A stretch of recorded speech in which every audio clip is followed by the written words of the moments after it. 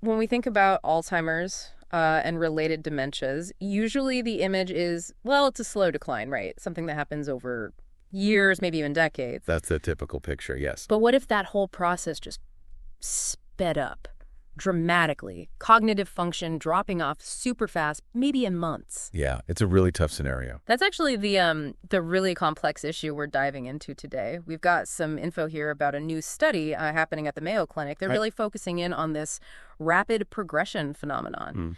So our goal for this deep dive is really to understand, what are the first questions the researchers are asking? What methods are they using? And importantly, what could this all mean for actually treating these conditions? And it's that contrast you mentioned that's so striking right away. You have the gradual progression most people associate with Alzheimer's, and then this rapidly progressive dementia, or RPD. RPD, right. And the sources we looked at, they suggest people with RPD can see a major cognitive decline within just a year. Wow, only a year. Yeah, and potentially become incapacitated within about 2 years after symptoms start. It's a completely different, much more aggressive path. That sounds incredibly difficult for families. Absolutely. It raises a lot of reason questions for everyone involved, families, doctors, scientists. Definitely. And leading this really vital research is Dr. Greg Day. He's a neurologist, a clinical researcher at Mayo Clinic down in Florida. Okay. And he's working with a team from Mayo Clinic in Florida, but also in Rochester, Minnesota. And crucially, this whole effort is getting funding from the National Institute on Aging. Part of NIH. That's significant support. It is. So you've got top experts really zeroing in on a pretty scary and time-sensitive problem. And it really drives home how critical this is when you hear Dr. Day's perspective. He basically says, look, the reasons why the disease speeds up like this in some people, we mostly don't know. Huh. Still mystery then. Largely, yeah. And that flags it immediately as, an area where we desperately need to understand more. He also talks about the practical challenges, diagnosing RPD, treating it. It's tricky because there could be so many different causes contributing. Makes sense. Like a really complex puzzle to solve for diagnosis. Exactly. Okay, so let's try to clarify this. We've got the sort of standard slow Alzheimer's progression and then this RPD, which is way faster, way more severe. Right. That speed and severity, that seems key to why this research is happening now. So what are the big questions? What are Dr. Day and his team actually trying to figure out? The main goals? Well, the study seems to have 3 main objectives based on what we've seen. First, and maybe most importantly, they want to pinpoint the factors that make some people with Alzheimer's or related dementias more vulnerable to this rapid form. Okay, so what makes certain people susceptible? Exactly. What's different about them biologically, maybe environmentally? What distinguishes them from the people who have that slower, more typical progression? So it's going beyond just they have Alzheimer's to why is their Alzheimer's moving so fast? Precisely. It's trying to understand the why behind the speed variations. That's the real key here, isn't it? It's not just the disease itself, but what factors, internal or external, are kind of pushing that accelerator pedal for some people. That makes a lot of sense. Are they looking mostly at biology, like specific markers, or could other things be playing a role too? Well, that leads right into the second goal. They are definitely interested in those proteins we hear so much about, amyloid and tau. The usual suspects. The usual suspects, yes, but also changes in the brain's blood vessels, vascular changes. They want to see how these things might specifically affect the rate of progression. Okay, so not just if amyloid and tau are there, but maybe how they're acting differently or accumulating differently in RPD. Exactly. Is it the amount, the location, the interaction? That's what they're investigating. Interesting. So the proteins, the vascular changes, what's the third piece? The third main goal is to nail down the specific cellular pathways involved in this rapid decline. Cellular pathways, like the communication networks inside brain cells. Pretty much, yeah. Think of them as complex biological circuits.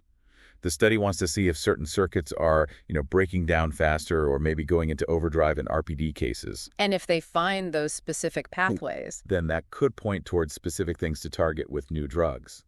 If you understand the basic mechanisms driving the acceleration, you might find completely new ways to intervene. That sounds incredibly thorough. They're really attacking this from, multiple directions. Seems like it, yes. So how are they actually going to do this? How do you gather the data needed for such complex questions? What's the plan? The plan involves collecting a huge amount of information over the next 3 years.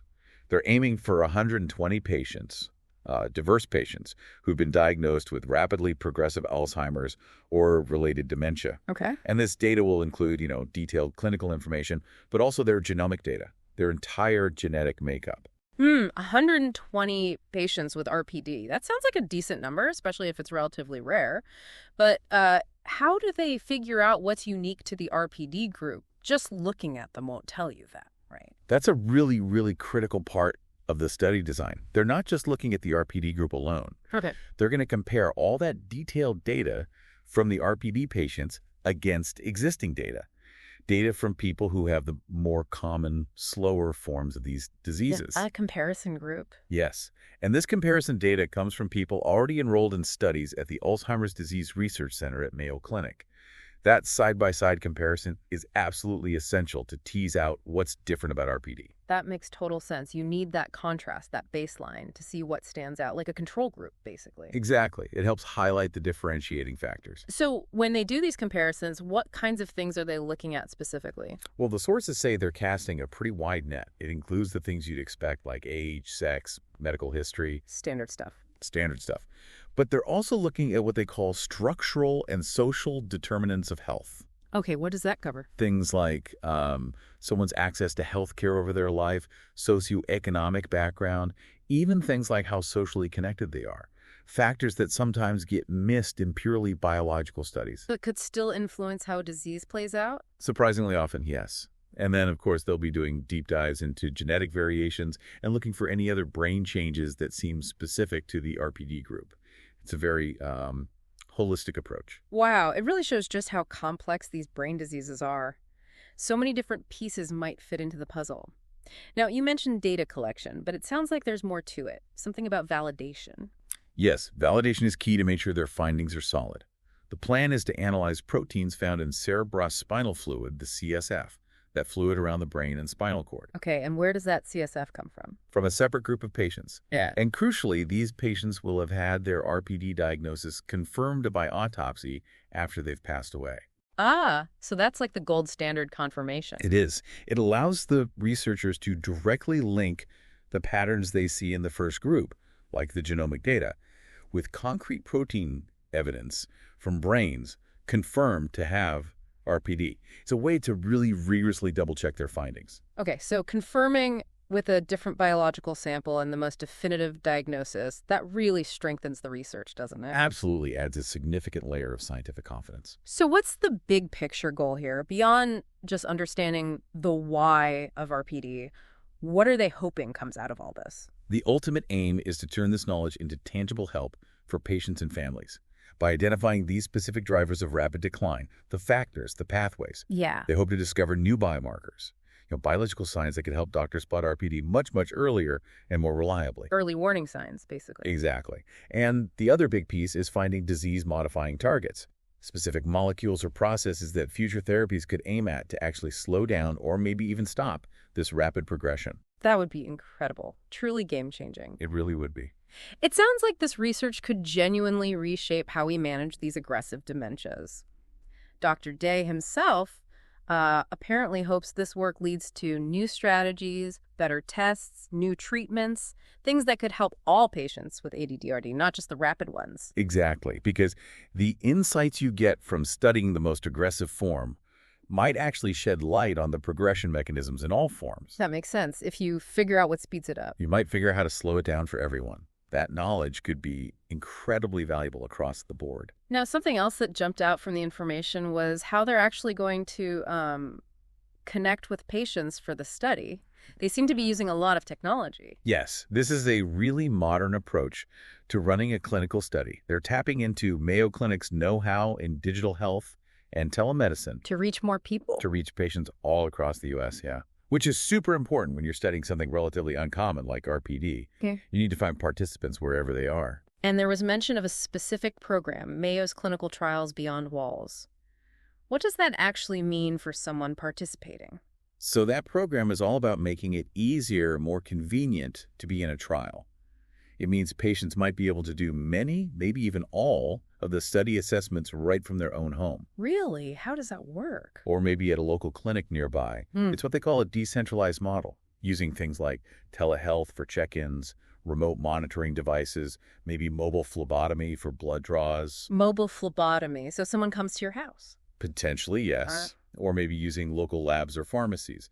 The idea is to remove the need for people to constantly travel, often long distances, to one central research site. Wow, that gets rid of a huge barrier for people wanting to participate in research, especially if they're dealing with a serious illness. It really does. It reduces the burden significantly on patients and their caregivers, which is critical with a condition like RPD that progresses quickly. Seems like a much more patient-friendly way to do research. Absolutely. And it often helps recruit a more diverse group of participants, too, which makes the findings more relevant to everyone. Right, more representative.